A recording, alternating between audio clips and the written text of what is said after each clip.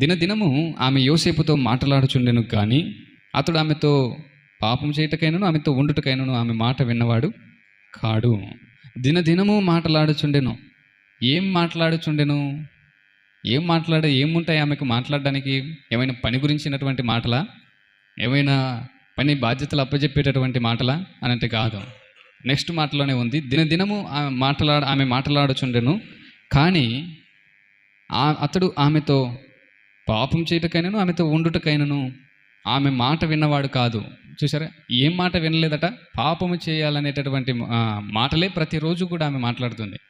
నాతో ఉండాలి అనేటటువంటి మాటలే ఆమె ప్రతిరోజు మాట్లాడుతుంది. కానీ ఆమె మాట విన్నవాడు కాదు. ఎంత ప్రేరేపించినా, ఎంతగా శోధించినా యోసేపు మాత్రము తన స్టాండర్డ్లో తాను నిలబడిపోయాడు. చూడండి, అయితే అట్లుండగా ఒకనాడు అతడు తన పని మీద ఇంటి లోపలికి వెళ్ళినప్పుడు ఇంటి మనుషులలో ఎవరునూ అక్కడ లేరు.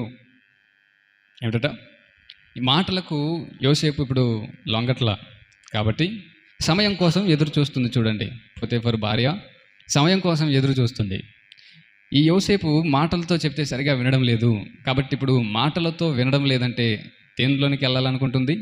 చేతలతో చేయాలి అని అనుకునింది. దానికోసం సరైనటువంటి సమయాన్ని ఎదురు చూస్తుంది. అలా ఎదురు చూస్తున్నటువంటి సమయంలో తను అనుకున్నటువంటి సమయం వచ్చింది. ఏమిటి ఆ సమయము? ఒకనాడు అతడు తన పని మీద ఇంటి లోపలికి వెళ్ళినప్పుడు ఇంటి మనుషులలో ఎవరునూ అక్కడ లేరు. అప్పుడు ఆమె అతని వస్త్రములు పట్టుకొని తనతో పాపము చేయమని చెప్పగా అతడు వస్త్రములు ఆమె చేతిలో విడిచిపెట్టి తప్పించుకుని బయటికి పారిపోయాను. వస్త్రములు పట్టుకోవడం, మాటలకు వినలేనటువంటి వాడిని ఇక చేతలకు లొంగ తీసుకోవాలనేటటువంటి ప్రయత్నాలు చేయడం. ఈరోజు సాతాను కూడా కొన్నిసార్లు మన జీవితాలను నాశనం చేయడానికి, మనకున్నటువంటి భక్తిని పాడు చేయడానికి లేదా సాక్ష్యాన్ని పాడు చేయడానికి కొన్నిసార్లు మాటల ద్వారా శోధిస్తాడు, లేదా చూపుల ద్వారా శోధించేటటువంటి ప్రయత్నాలు చేస్తాడు. ఇవన్నీ కూడా మనము జయించినట్లయితే ఆ శోధన యొక్క బలాన్ని కొంచెం పెంచుతాడు, శోధన యొక్క తీవ్రతను కొంచెము పెంచే విధంగా ప్రయత్నాలు చేస్తాడు. ఇప్పుడు యోసేపు ఒంటరిగా ఇంటిలోనూ దొరికిపోయినట్టుగా మనం చూస్తున్నాం. చూడండి, యోసేపుకు ఈ విషయం బాగా తెలుసు. ఏమని? నేను ఒంటరిగా పోతీఫరు భార్యకు కనిపించినట్లయితే ఆమె తప్పనిసరిగా నా దగ్గరకు వస్తుంది, తప్పనిసరిగా నాతో ఏదో మాట్లాడాలనే ప్రయత్నము చేస్తుంది. కాబట్టి నేను ఆమెతో ఒంటరిగా ఉండాలి అని నాకు ఎలాగూ ఇష్టం లేదు. కాబట్టి నేను ఒంటరిగా ఆమె ఉన్నటువంటి ప్రాంతాల్లోనికి, స్థలాల్లోనికి వెళ్ళకూడదు అని చెప్పి ఏమైనా ఆగిపోయాడా యోసేపు? ఆగల. ఒంటరిగా ఇంటిలోనికి వెళ్ళిపోయాడు. చూడండి, అంటే ఇందులో యోసేపు ఏమైనా తప్పు చేశాడా అని ఆలోచన చేస్తే ఎందుకు యోసేపు ఆమె ఉన్నటువంటి ఆ ప్రాంతంలోనికి లేదా ఆ ఇంటిలోనికి లోపలికి ఒంటరిగా వెళ్ళిపోయాడు అని అంటే అక్కడ రాయబడిన మాట, అట్లుండగా అతడు తన పని మీద ఇంటి లోపలికి వెళ్ళినప్పుడు అని చూడండి. ఎందుకు వెళ్ళాడట లోపలికి? పని మీద వెళ్ళాడు. ఏదో నేను వెళ్ళాలి, ఆమె నాతో ఏదో మాట్లాడాలి అనే ఉద్దేశంతో కాదు, పని ఉంది కాబట్టి ఇంటి లోపలికి వెళ్ళాడు. కొంతమంది ఏ పని లేకపోయినా మన ఇంట్లోకి వస్తుంటుంటారు. చూడండి, పని ఏమి ఉండదు కానీ సరదాగా మాట్లాడడానికి వస్తూ ఉంటారు. పని ఏమి ఉండదు, అతనితో మాట్లాడాలని ఆ ఉద్దేశాలు ఉంటాయి. పని ఏమి ఉండదు, ఆమెతో మాటలు కలపాలి. ఇవేవి కూడా ఆత్మీయులకు సరిపోయేటటువంటి విషయాలు కాదు. ఎందుకు అతనితో మాట్లాడాలి, ఆమెతో మాట్లాడాలి అనే ఉద్దేశం కలుగుతుందయ్యా అంటే నీ మనసు పాడైపోయింది కాబట్టి అలాంటి ఉద్దేశము కలుగుతుంది. నీ మనసు నిష్కల్మషమైనదైనట్లయితే నువ్వు పని లేనప్పుడు ఒట్టి మాటలు మాట్లాడడానికి ఆసక్తిని కనపరచవు, అవకాశాన్ని కూడా ఇవ్వవు. అందుకే తిమోతి పత్రికలో ఒక మాట చూద్దాం రండి.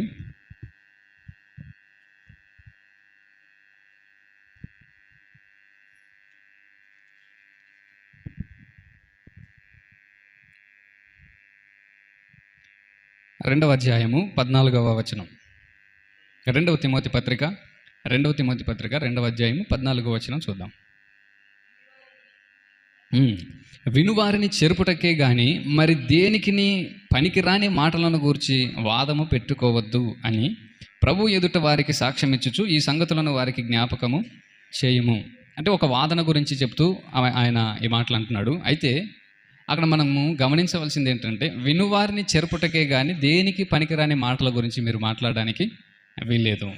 తర్వాత 16వ వచనం, అపవిత్రమైన వట్టి మాటలకు విముఖుడవై ఉండుము, అట్టి మాటలాడువారు మరి ఎక్కువగా భక్తిహీనులగుదురు అని చూడండి. అపవిత్రమైన వట్టి మాటలకు విముఖుడవై ఉండుము అంటే దూరంగా ఉండు. వట్టి మాటలు ఎందుకు, ఎవరికి పనికిరానటువంటి, నీకు ఉపయోగపడవు, వినే వాళ్ళకి ఉపయోగపడవు. అలా ఏమాత్రం ఉపయోగం లేనటువంటి వట్టి మాటలకు నువ్వు ఎలా ఉండాలంటున్నాడు? విముఖుడవై ఉండుము, దూరంగా ఉండు, వాటి జోలికి వెళ్ళకుము అని అంటున్నాడు. చూడండి తర్వాత, అట్టి మాట్లాడువారు ఏమవుతారట? మరి ఎక్కువగా భక్తిహీనులు అవుదురు అని అన్నారు. చూడండి, పని లేకుండానే కబుర్ల కోసమే, మాటల కోసమే కలుస్తున్నారు, మాటల కోసమే వాళ్ళు మాట్లాడుతున్నారు అని అంటే వారు ఎవరయ్యా అంటే భక్తిహీనులు కావడానికి సిద్ధపడే వాళ్ళట. అలాంటి వారు తర్వాత ఏముంది? కొరుకుడు పుండు ప్రాకినట్టు వారి మాటలు ప్రాకును అని అన్నారు. చూడండి, కొరుకుడు పుండు పాకినట్టు, ఎక్కడ దురద పెడితే అక్కడ గోకేస్తావు, ఎక్కడ గోకితే అక్కడ ఏమవుతుంది? పుండైపోతుంది. సరే, పుండైపోతుంది కదా అని చెప్పి నువ్వైనా గోకడం మానేస్తావా? గోకినంత చెప్పు హాయిగా ఉందని గోకుతూనే ఉంటావు. కానీ దాని తీవ్రత ఏమైపోతుంది? రోజు రోజుకి ఆ పుండు పెరిగిపోతుంది. బాగుంది, బాగా మాట్లాడుతున్నాం, మాట తీరు బాగుంది, బాగా మాటలు కలుస్తున్నాయని చెప్పి మాటలు ఏమైనా ఆపేస్తారా? కొంతమంది ఆపరు. గంటలు గంటలు గంటలు గంటలు మాట్లాడుతూనే ఉంటారు. కానీ దాని యొక్క తీవ్రత ఏమైపోతుందట? నిన్ను భక్తిహీనతలోనికి చేసేస్తుంది, లేదా భక్తిహీనత్వంలోనికి నిన్ను త్రోసివేసేస్తుంది. ఎందుకని అంటే విస్తారమైనటువంటి మాటల్లో ఏముంటుందట? దోషం ఉండక మానదు అని చూసారా? అంటే విస్తారంగా మాట్లాడితే ఏం కనిపిస్తుందట? దోషాలు వస్తాయి. ఇక ఒట్టి మాటలు మాట్లాడేటప్పుడు దానికి టైం లిమిట్ లేకుండా మాట్లాడమంటే నువ్వేమైనా నీతి కబుర్లు, దేవుని గురించినటువంటి మాటలు ఏమైనా మాట్లాడతారా? దేవుని ప్రస్తావనే రాసి చూడండి.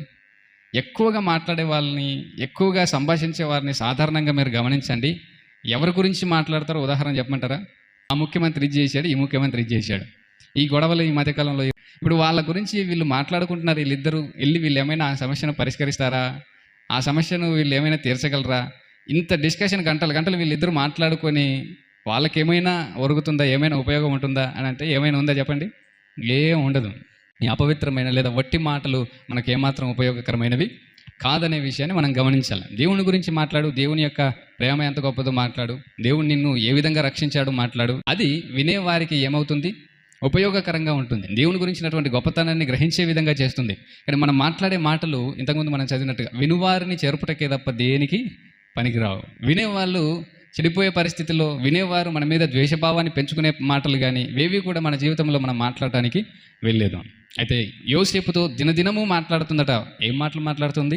అపవిత్రమైనటువంటి మాటలే మాట్లాడుతుంది. చూడండి, ఏమైనా మంచి మాటలు ఏమైనా మాట్లాడుతుందా? మంచి మాటలు మాట్లాడినట్లయితే యోసేపు అక్కడి నుంచి ఆమె దగ్గర ఉండడానికి, ఆమెతో కలిసి ఉండడానికి ఎందుకు ఇష్టపడలేదు అని అంటే ఆమె మంచి మాటలు మాట్లాడే మనిషి కాదు కాబట్టి. మరి ఏం చేస్తున్నాడు? అట్లుండగా ఒకనాడు అతడు తన పని మీద అనే విషయాన్ని మనం చూస్తున్నాం. పని మీద ఇంటి లోపలికి వెళ్ళినప్పుడు ఇంటి మనుషుల్లో ఎవరునూ అక్కడ లేరు. పని ఉంది, తప్పనిసరిగా వెళ్ళాల్సినటువంటి అవసరత వచ్చేసింది.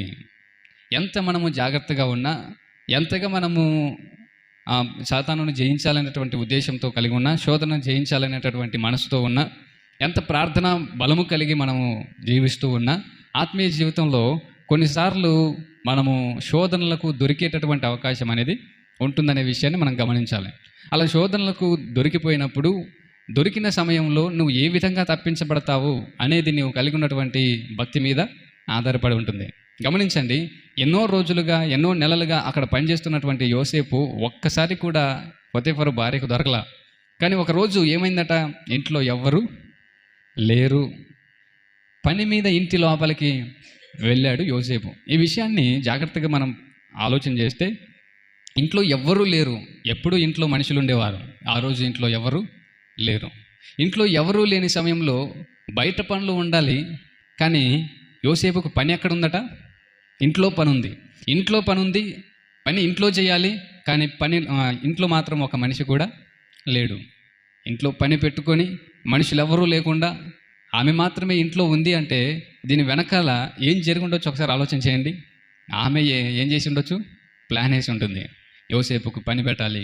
సాధారణంగా అయితే ఇంట్లోకి యోసేపు రాడు. పని చెప్తే పని చేసేవాడు, నమ్మకంగా పనిచేసేవాడు కాబట్టి నమ్మకంగా అయితే ఏ బాధ్యతనైతే చేస్తున్నాడో అదే పద్ధతిలోని యోసేపును లొంగ తీసుకోవాలి, అదే పద్ధతిలోనే యోసేపును పట్టుకోవాలి అనే ఉద్దేశంతో కనిపిస్తుంది. చూడండి, అప్పుడు ఇంట్లోనికి వెళ్ళిపోయినప్పుడు పని మీద వెళ్ళినటువంటి వాడిని, పని చేసుకుంటున్నటువంటి వాడిని ఏం చేసిందట? వెళ్ళి అతని వస్త్రములను అప్పుడు ఆమె అతని వస్త్రము పట్టుకొని తనతో పాపము చేయమని చెప్పగా, చూసారా, ఆమెకున్నటువంటి ఒకే ఒక ఉద్దేశం, ఎన్నో రోజులుగా మనం చూస్తున్నట్టుగా ఒకే ఒక ఉద్దేశం, ఎలాగైనా సరే యోసేపుతో పాపము చేయాలి. ఇది ఆమె కలిగి ఉన్నటువంటి దౌర్భాగ్యకరమైన ఒక చెడ్డ లక్షణం. ఆమె కలిగి ఉన్నటువంటి ఒక ఏం మాట అన్నాడు అక్కడ, ఘోరమైనటువంటి దుష్కార్యముతో నింపబడినటువంటి హృదయం. అలా ఎప్పుడైతే ఆమె వస్త్రమును పట్టుకునిందో, యోసేపు ఏం చేశాడు, ఇన్ని రోజులు నేను నా శరీరాన్ని, నా సాక్ష్యాన్ని, నా ఆత్మీయతను, దేవుని యందు భయాన్ని, భక్తులను నేను బహుజాగ్రత్తగా కాపాడుకున్నాను. ఈరోజు ఈమె ఇంతగా దిగజారిపోయి నన్ను పట్టుకునిందంటే ఏం చేయాలి అనే పరిస్థితుల్లో ఏమైనా ఆలోచన చేసి నిలబడి, అమ్మ నువ్వు అట్లా కాదు, ఎప్పుడు పట్టుకున్నప్పుడు మామూలుగా మాట్లాడేటప్పుడు ఏం చెప్పాడు ఆమెతో చెప్పండి. దినదినము ఆమెతో మాట్లాడుతున్నప్పుడు, యోసేపు మీద ఆమె కన్ను వేసినప్పుడు, మాట్లాడడానికి ముందుకు వచ్చినప్పుడు ముందుగానే యోసేపు ఏం చెప్పాడు చెప్పండి, నీవు నా యజమానుని భార్యవు, నేను తప్ప నాకు అంతటినీ అప్పగించేశాడు, అతనికి ఏముందో ఏం లేదో తెలియదు, ఇంత నమ్మకంగా నన్ను నమ్మాడు, పైగా నేను దేవుని సేవించేవాడిని, దేవుడు అంటే నాకు భయం ఉంది, నా దేవుని ఎదుట నేను ఎలా దుష్కార్యం చేస్తాను, ఇంత ఘోరమైన కార్యం చేసి నేను ఎలా పాపాన్ని శాపాన్ని కట్టుకుంటాను అని దేవుని గురించి, తన జీవితాన్ని గురించి సాక్ష్యం చెప్పాడు. ఎప్పుడు? మామూలుగా మాటలు కలుపుతున్నప్పుడు. ఎప్పుడైతే ఆ మాటలు కలపడము ఆమె వినలేదో, లేదా అతడు వినలేదో, ఇప్పుడు చేతల వరకు వచ్చినప్పుడు, ఆమె వస్త్రాన్ని పట్టుకున్నప్పుడు మరలా యోసేపు ఆగి, అమ్మ నీకు మొదటిసారి ముందే చెప్పాను, నేను దేవుని యందు భయభక్తులు కలిగిన వాడిని, దేవుణ్ణి నమ్ముకున్నాన్ని, కాబట్టి ఇలా చేయడం మంచిది కాదు, నువ్వు కూడా దేవుణ్ణి నమ్ముకో. ఈ కబుర్లు ఏమైనా చెప్పాడా? ఏమీ చెప్పలేదు. చూడండి, మన జీవితంలో ఈ ఈ ఈ జ్ఞానాన్ని లేదా ఈ ఆలోచనను మనం కలిగి ఉండాలి, ఎప్పుడు మర్చిపోకుండా ఉండాలి.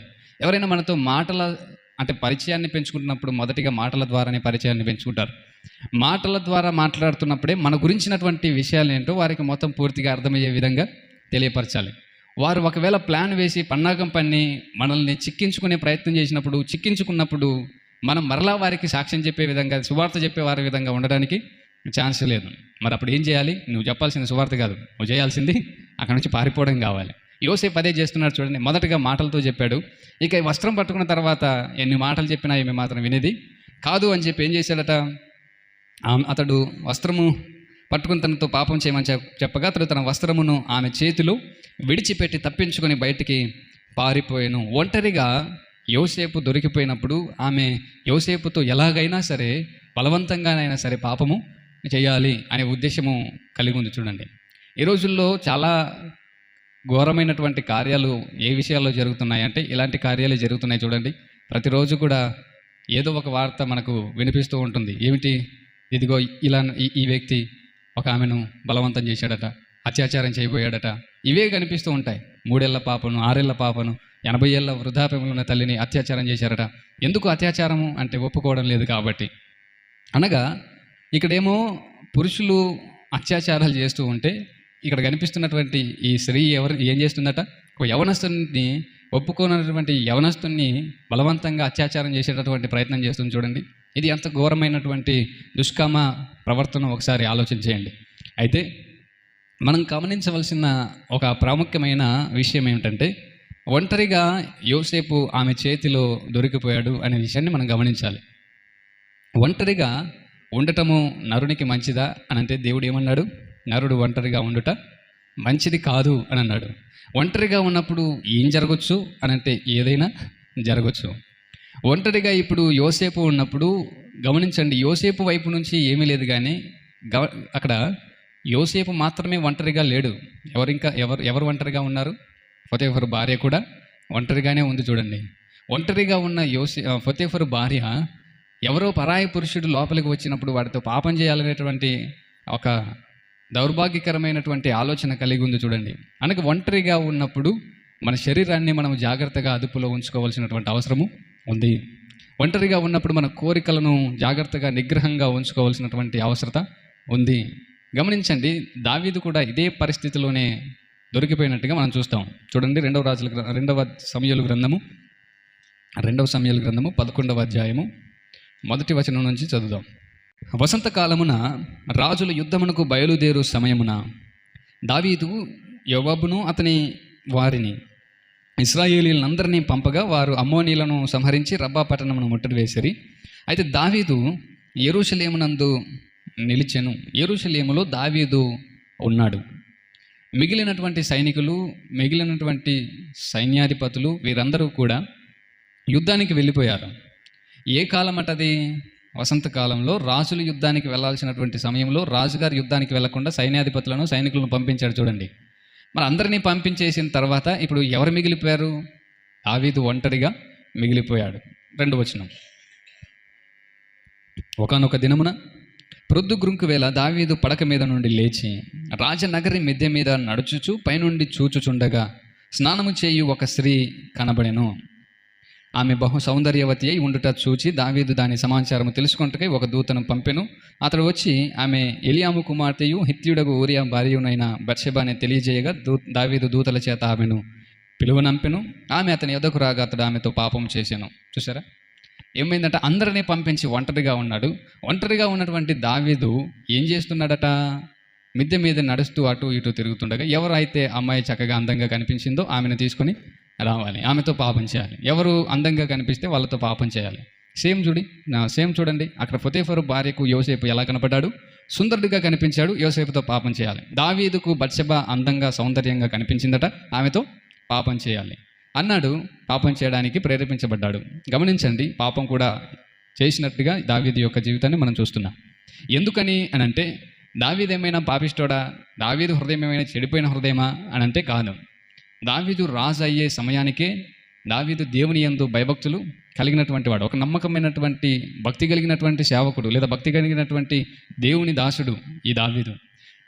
భక్తిపరుడైన ఆత్మీయుడైన ఎందుకు ఇంత ఘోరమైనటువంటి పాపాన్ని చేశాడు అని అంటే గమనించండి, అతడు ఒంటరిగా ఉన్నప్పుడు తన శరీరాన్ని అదుపులో ఉంచుకోలేకపోయాడు. చూడండి, మన జీవితంలో మన ఒంటరి సమయాలలో ఉంటున్నప్పుడు మన జీవితాన్ని, మన దేహాన్ని, మన శరీరాన్ని, మన సాక్ష్యాన్ని బహు జాగ్రత్తగా కాపాడుకోవాలి అనే విషయాన్ని మనం ఈరోజు యోసేపు జీవితాన్ని చూసినప్పుడు మనం ధ్యానించాలి, మనం గ్రహించాలి.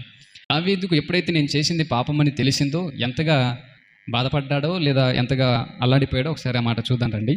51వ కీర్తన 1వ వచనం నుంచి చదువుదాం. అది చదవడానికి ముందుగా చిన్న అక్షరాలతో ఏముందో అది కూడా చూద్దాం. దావీదు బత్షెబ యొద్దకు వెళ్ళిన తరువాత నాతాను ప్రవక్తను అతని యొద్దకు వచ్చినప్పుడు అతడు రచించిన కీర్తన. చూసారా, దావీదట బత్షెబ దగ్గరకు వెళ్ళిన తర్వాత అంటే ఆమెతో పాపం చేసిన తర్వాత నాతాను ప్రవక్త వచ్చి ఒరే బాబు ఆ పాపం చేసింది ఎవడో కాదు నువ్వే అని చెప్పి ఒక ఉపమానాన్ని చెప్పాడు కదా. ఆ విషయంలో ఎప్పుడైతే నేనే పాపం చేసిన వాడిని, నేనే తప్పు చేసింది అని చెప్పి తెలుసుకున్నాడు, వెంటనే ఏం చేశాడట? కీర్తన రాశాడు. ఏం కీర్తన రాశాడు చూడండి. దేవా, నీ కృప చొప్పున నన్ను కరుణింపుము, నీ వాత్సల్య బాహుల్యము చొప్పున నా అతిక్రమములను తుడిచివేయుము. 2వ వచనం. నా దోషము పోవునట్లుగా నన్ను బాగుగా కడుగుము, నా పాపము పోవునట్లుగా నన్ను పవిత్రపరచుము. నా అతిక్రమములు నాకు తెలిసే ఉన్నవి, నా పాపం ఎల్లప్పుడూ నా ఎదుటే ఉన్నది. కేవలము నీకే విరోధముగా నేను పాపం చేసి ఉన్నాను, నీ దృష్టి ఎదుట నేను చెడుతనము చేసి ఉన్నాను. తర్వాత 7వ వచనం చూద్దాం. 7వ వచనం. నేను పవిత్రుడగునట్లు హిస్సోపుతో నా పాపమును పరిహరింపుము, హిమము కంటే నేను తెల్లగా ఉండినట్లు నీవు నన్ను కడుగుము, ఉత్సాహ సంతోషములు నాకు వినిపింపుము. తర్వాత 9వ వచనం. నా పాపములకు విముఖుడవు కమ్ము, నా దోషములన్నింటినీ తుడిచివేయము, నా పాపముల నుంచి నన్ను దూరం చేయి, నా దోషములను తుడిచివేయి అంటున్నాడు. చూడండి, దేవా నా యందు శుద్ధ హృదయమును కలుగు చేయము, నా హృదయం పాడైపోయింది, నా హృదయము అపవిత్రత చేత పాపం చేత నింపబడింది, నా హృదయాన్ని శుద్ధ హృదయముగా మార్చు. తర్వాత నా అంతరంగములో స్థిరమైన మనస్సు నూతనముగా పుట్టించు. నా అంతరంగంలో స్థిరత లేదు. ఒకప్పుడు భక్తిగా ఉండేవాడిని, ఒకప్పుడు ఏదైనా శోధన వచ్చినట్లయితే శోధనకు లొంగిపోయాను. కాబట్టి స్థిరమైనటువంటి మనస్సు నాకు మరలా నూతనంగా పుట్టించు. తర్వాత 11. నీ సన్నిధిలో నుండి నన్ను త్రోసివేయకము, నీ పరిశుద్ధాత్మను నా యొద్ద నుండి తీసివేయకము, నీ రక్షణ ఆనందము నాకు మరలా పుట్టించుము, సమ్మతి గల మనసు కలుగజేసి నన్ను దృఢపరచుము అని చూడండి. ఏమంటున్నాడు? ప్రభువా నన్ను కనికరించు, నన్ను క్షమించు, నన్ను కడుగు. ఇవన్నీ కూడా ఏడుస్తూ ప్రార్థన చేస్తూ దేవుని సన్నిధిలో కీర్తన రాశాడంటే దావీదు ఎంతగా పశ్చాత్తాపడుతున్నాడో ఒకసారి ఆలోచించండి. ఎందుకని ఇంతగా ఏడుస్తున్నాడు దావీదు? ఎందుకని ఇంతగా ప్రభువా నాకు నూతనమైన స్థిర మనస్సును కలుగజేయి అని చెప్పి ఏడుస్తున్నాడు అంటే, నేను ఒంటరిగా ఉన్నప్పుడు నా హృదయాన్ని, నా అంతరంగాన్ని నేనేం చేసుకున్నాను అంటున్నాడు? పాడు చేసుకున్నాను, అపవిత్రత పరుచుకున్నాను. అందుకే నా హృదయంలో ఏ మాట అన్నాడు? మాట 10వ వచనంలో దేవా నా యందు శుద్ధ హృదయము కలుగ చేయము. శుద్ధ హృదయము అని అంటే అర్థమేంటి చెప్పండి? పరిశుద్ధమైనటువంటి హృదయం. మరి ఇప్పుడేమైంది? అపవిత్రమైపోయింది, అపరిశుద్ధమైపోయింది. కాబట్టి నా యందు శుద్ధ హృదయమును కలుగజేయము, హిస్సోపు కంటే తెల్లగా నా పాపమును, హిమము కంటే తెల్లగా నా పాపమును కడుగుము అని అంటున్నాడు. చూడండి, ఎందుకు అనంటే దావీదుకు అర్థమైపోయింది, నేను చేసినటువంటి పాపము నన్ను చీకటిగా మార్చేసింది, నేను చేసినటువంటి పాపము నన్ను అపవిత్రుడిగా మార్చేసింది, నా హృదయాన్ని పాడు చేసేసింది. ఎప్పుడైతే అర్థమైపోయిందో వెంటనే దేవుని సన్నిధిలో ప్రార్థన చేస్తున్నాడు. చూడండి, ఒంటరిగా ఉన్నాడు కాబట్టి. ఈ పాపానికి గల కారణం ఏంటట? ఒంటరిగా ఉన్నాడు కాబట్టి. ఒంటరిగా ఉండడం తప్ప అనంటే, ఒంటరిగా ఉన్నప్పుడు దేవునితో సహవాసం చేయవలసినటువంటి వాడు, అనగా దావీదు ఒంటరిగా ఉన్నప్పుడు ఏం చేస్తున్నాడు? అపవిత్రమైనటువంటి కార్యాన్ని ఏం చేస్తున్నాడు చెప్పండి? చూస్తున్నాడు. ఏం చేస్తున్నాడు? చూస్తున్నాడు.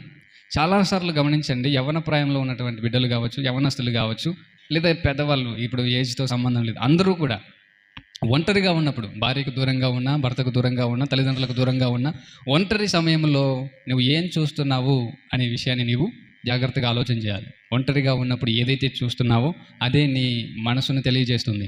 ఒంటరిగా ఉన్నప్పుడు దావీదు అపవిత్రమైనటువంటి దృశ్యాన్ని చూశాడు. ఈరోజు చేతిలో సెల్ ఫోన్ వచ్చింది కాబట్టి ప్రతి ఒక్కరు కూడా ఒంటరిగా ఉన్నప్పుడు ఎక్కువగా ఏం చేస్తున్నారు? సెల్ ఫోన్లో ఉన్న బైబిల్ని చదువుతారు ఎక్కువ. చెప్పండి, సెల్ ఫోన్లో వచ్చేటటువంటి పాపిష్టి దృశ్యాలను చూసేవాళ్ళు, సెల్ ఫోన్లో వచ్చేటటువంటి బూతు చిత్రాలను చూసేటటువంటి వాళ్ళే ఉంటున్నారు. చూడండి, ఎందుకని? వాళ్ళ హృదయం ఆ విధంగా మారిపోయింది కాబట్టి. దావీదు జీవితాన్ని మనం చూస్తున్నప్పుడు అదే కనిపిస్తుంది. ఏమిటో తెలుసా? ఒంటరి వేళలో నీ కంటిని జాగ్రత్తగా కాపాడుకోవాలి. ఈ విషయాన్ని మనము గమనించాలి. 3 విషయాలను మాత్రం మనం ఈరోజు ఒంటరి సమయంలో ఎలా ఉండాలో 3 విషయాలను జ్ఞాపకం చేసుకోండి. మొదటిగా ఒంటరి సమయంలో నీ చూపులు పవిత్రమైనవిగా ఉండాలి. మరి బయట ప్రాంతాలకు పనులకు వెళ్ళిపోతుంటారు, ఒంటరిగా ఉండాలి. ఒంటరిగా ఉన్న సమయాల్లో మీ కంటి చూపును చాలా జాగ్రత్తగా కాపాడుకోవాలి. చూపును జాగ్రత్తగా కాపాడుకోవాలి. అపవిత్రమైనటువంటి దృశ్యాలను కానీ, అపవిత్రమైనటువంటి చూపులను కానీ మీ జీవితంలో వాటిని దగ్గరకు కూడా రావడానికి వీలు లేనిలేను. రెండవదిగా, ఒంటరిగా ఉన్నప్పుడు ఒట్టి మాటలకు దూరంగా ఉండండి. ఏంటట? ఒంటరిగా ఉన్నప్పుడు ఒట్టి మాటలకు దూరంగా, అధికంగా మాట్లాడకండి. అంటే అధిక ప్రసంగాలు చేయకండి. ఒంటరిగా ఎవరితోనైనా మాట్లాడుతున్నా, ఒంటరిగా ఎవరితోనైనా కలుస్తున్నా, వారితో నువ్వు ఎక్కువ సహవాసం కలిగి ఉండడానికి వీల్లేదు, ఎక్కువ పరిచయం కలిగి ఉండడానికి వీల్లేదు. ఏ అవసరాన్ని బట్టి అయితే ఆ వ్యక్తితో పరిచయం కలిగి ఉన్నావో ఆ అవసరం కోసం మాత్రమే మాట్లాడాలి. ఆ అవసరం తీరిపోయిన తర్వాత మరలా నీ పని నీదే.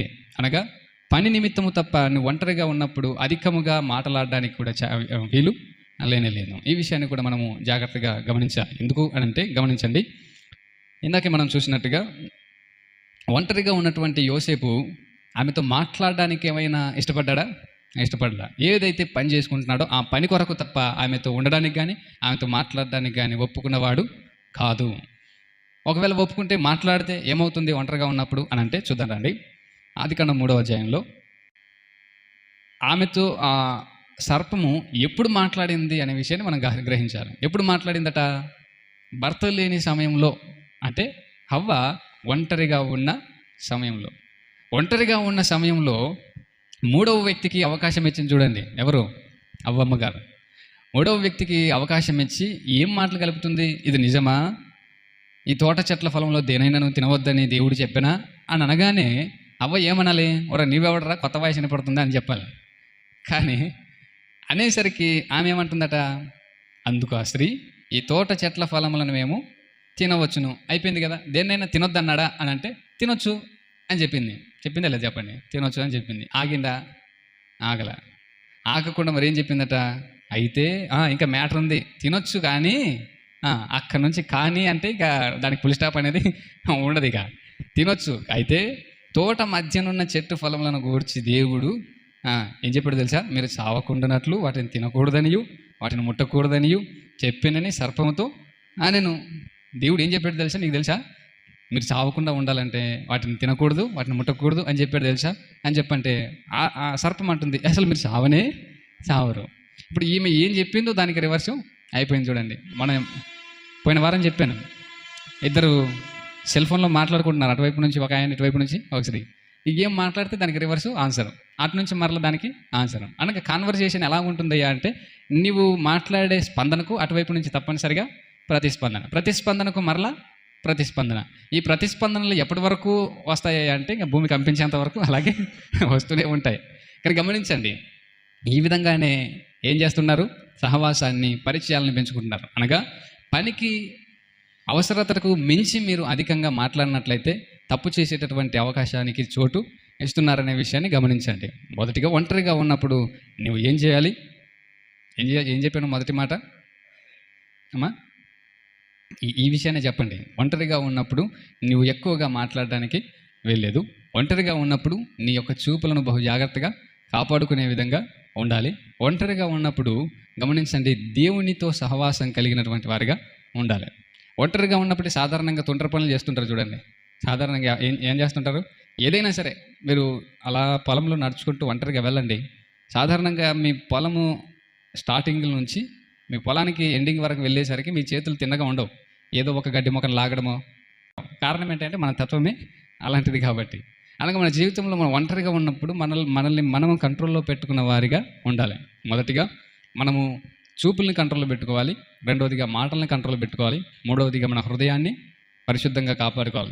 హృదయాన్ని శుద్ధిగా కాపాడుకోగలగాలి. హృదయాన్ని మనం జాగ్రత్తగా భద్రపరచుకోవాలంటే దేవునితో సహవాసం చేస్తే తప్ప మన హృదయం మన మాట విననే ఉండదు. యోసేపు ఏం చేశాడట? ఒక్క క్షణం కూడా ఆలస్యం చేయకుండా, ఒక్క క్షణం కూడా ఆగకుండా వెంటనే తన వస్త్రాలను విడిచిపెట్టి అక్కడి నుంచి పారిపోయాడు.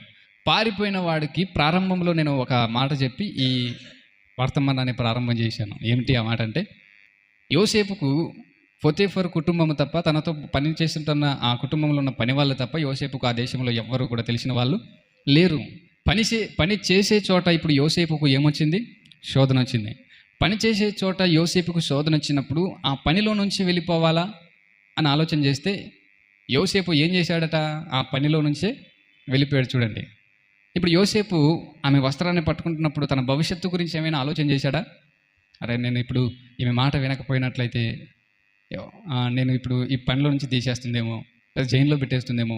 ఒకవేళ ఈ పనిలో నుంచి తీసేస్తే మరలా నన్ను ఎవరి పనిలో పెట్టుకుంటారు, లేదా ఎక్కడ పని చేయాలి? ఈ ఆలోచనలు ఏమైనా చేశాడా యోసేపు?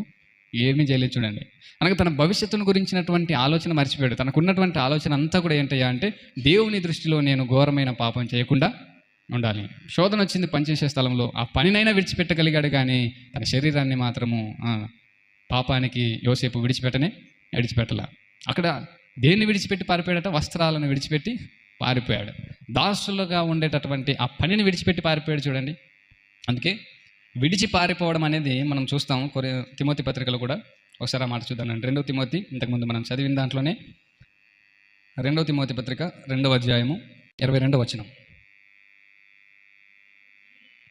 నీవు యవనేచ్ఛల నుండి పారిపొమ్ము అని అన్నాడు. చూడండి, యవ్వన ఈచ్ఛలు అంటే ఇచ్ఛ అంటే ఏంటి? కోరికలు. ఇచ్ఛలు అంటే కోరికలు. నీవు యవ్వన ఈచ్ఛల నుండి అంటే యవ్వనపు ప్రాయంలో కొన్ని కోరికలు కలుగుతాయి. ఆ కోరికల నుంచి ఏం చేయాలట? పారిపొమ్ము. ఎలా పారిపోవాలని కింద రాశాడు? 4 అంకెలో కింద రాసి ఉంటాడు చూడండి, చిన్న అక్షరాలతో రాశాడు. మూల భాషలో విడిచి పారిపొమ్ము అని ఉంది చూడండి. యవ్వన కోరికలు వచ్చినప్పుడు, యవ్వన వయసులో శోధనలు వచ్చినప్పుడు, ఆ శోధనలను, ఆ కోరికలను నువ్వేం చేయాలి? చంపి విడిచిపెట్టి పారిపోయేవాడిగా ఉండాలి. యోసేపు కోరికలను చంపుకొని, యోసేపు తన శరీరాన్ని, తన హృదయాన్ని భద్రపరుచుకొని వస్త్రాలను విడిచి ఏం చేశాడట?